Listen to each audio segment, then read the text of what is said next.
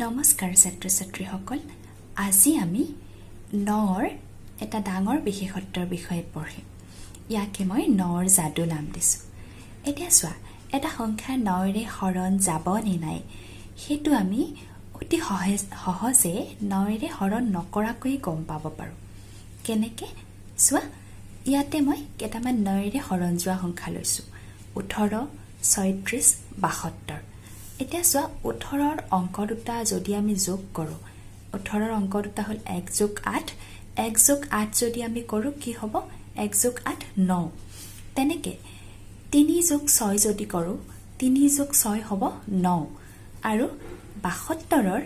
7 + 2 যদি কৰো 7 + 2 হ'ব 9 অৰ্থাৎ যদি নৰে হৰণ যাবলগীয়া হয় এটা সংখ্যা যদি নৰে বিভাজ্য হয় তেতিয়া হলে সংখ্যাটোৰ অংককেইটাৰ যোগফল কিমান হ'ব 9 হ'ব হয়নে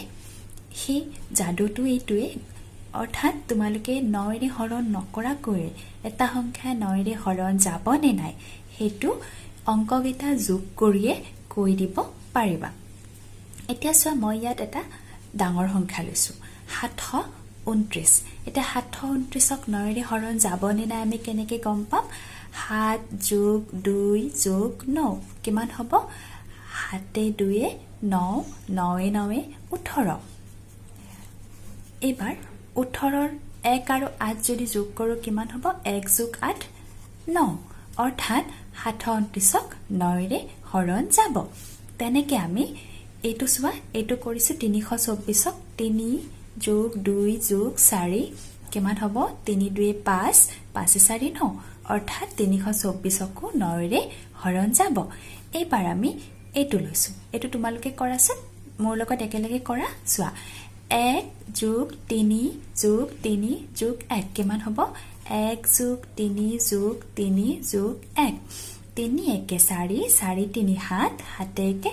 8 8 অৰ্থাৎ এইটো